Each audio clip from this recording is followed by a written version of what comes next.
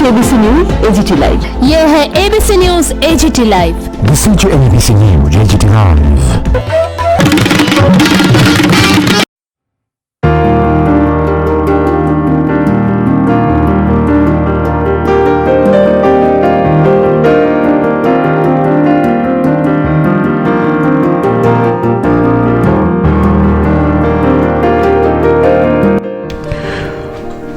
ককবরক রাগিনী তাই জাদুনি খোরাংলিপি সৈকত প্রকাশনার উদ্যোগে লিখিত এক অভিনব শিল্পী সত্তার প্রয়াসের বিকাশমান প্রতিভার প্রমাণ রাখলেন রাজ্যের তথা উত্তর পূর্ব ভারতের সাহিত্য একাডেমি পুরস্কারে ভূষিত সাংস্কৃতিক জগতের জ্যোতিষ্ক চন্দ্রকান্ত মুরা সিং। 11 ডিসেম্বর শনিবার 2021 ইংরেজি রাজধানী আগরতলায় অবস্থিত দশরথদেব মেমোরিয়াল অডিটোরিয়ামে উপস্থিত রাজ্যের নবীন এবং প্রবীণ শিল্পী সাহিত্যিকরা। চন্দ্রকান্ত মুরা সিং শুধু নামটিই যথেষ্ট। যেমনটা আমরা জানি, শচীন দেববর্মন, শরৎচন্দ্র চট্টোপাধ্যায়, ভূপেন হাজারিকা, পণ্ডিত ভীমসেন যোশী, দেবব্রত বিশ্বাস, মুন্সী প্রেমচাঁদ বা অনিল সরকারকে কবি, কবিতা, শিল্পী সত্তার প্রতিভা এই বরেণ্য ব্যক্তির মাপকাঠিতে আরও এক নতুন পালক জুড়ে দিল। রবীন্দ্রসঙ্গীত, ককবরক, লোকগান ইত্যাদিকে রাগ প্রধান স্বরলিপির মাধ্যমে সৃজনশীলতার প্রয়াসে কবি সাহিত্যিক চন্দ্রকান্ত মুরা সিং এর পরিচয়কে অন্য এক মাত্রা দিল বইকি।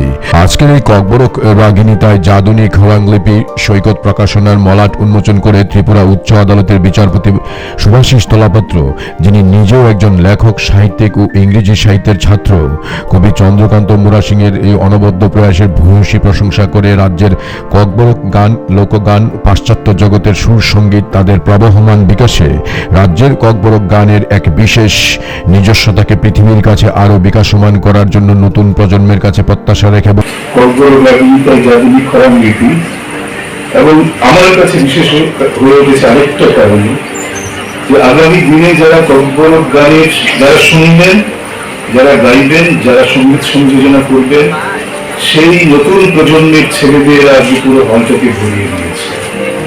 আমি তাদের কাছে আশা করব যে সারা দেশে, আমাদের রাজ্যেও এক ধরনের গান বাজনা তরুণ প্রজন্মকে প্রায় ভাসিয়ে নিয়ে যাচ্ছেন। এবং ধবলদা যে কথাটা বলছিলেন, শ্রদ্ধা ধবল কৃষ্ণদেব বর্মা, সেই কথাটাই আমি একটু পুনরুক্তি করি, দ্বিতীয়বার বলি যে গান বাজনা করতে গেলে তিনটে দিক খুব স্পষ্টভাবে মনে রাখতে হয়।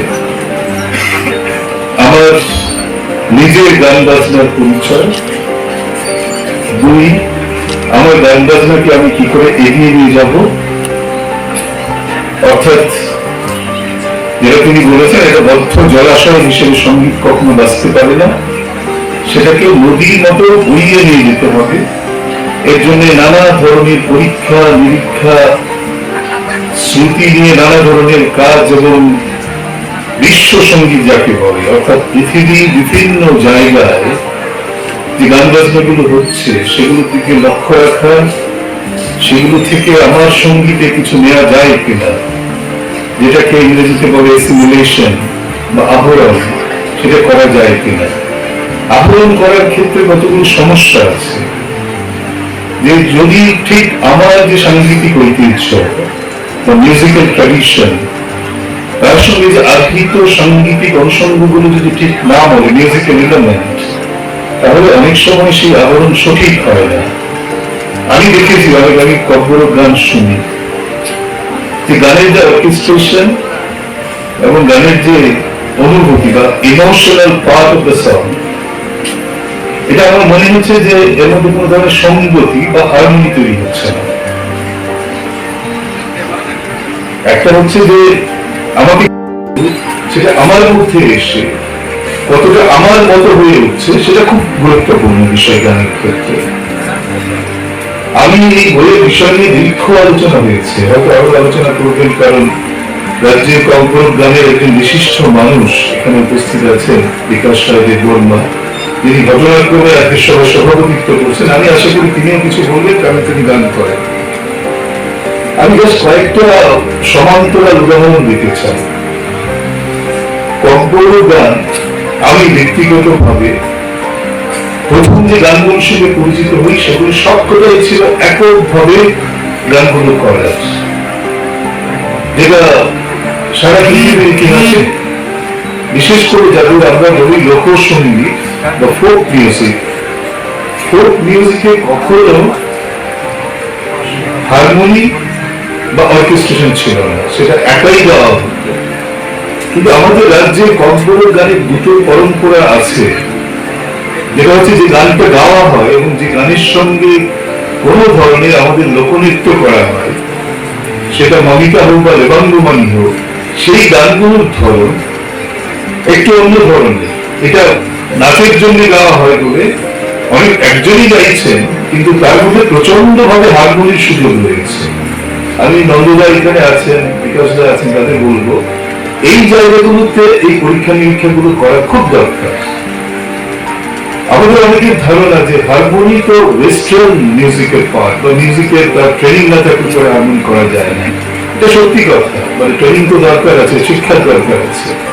কিন্তু 16 বা 17 শতকের আগে পাশ্চাত্য সঙ্গীতের কোনো হারমোনি ছিল না, কোনো অর্কেস্ট্রেশন ছিল না, সেখানেই এককভাবে গানগুলো গাওয়া হতো, যেগুলোকে আমরা অনেকে জানি। যেমন যুক্তরাজ্য যেটা এখন মানে ব্রিটিশ যে ভূমি, সেখানে তো খুব একক সঙ্গীত, খুব মানে লোকসঙ্গীতের মতো, যাকে বলা হতো ব্যালাড।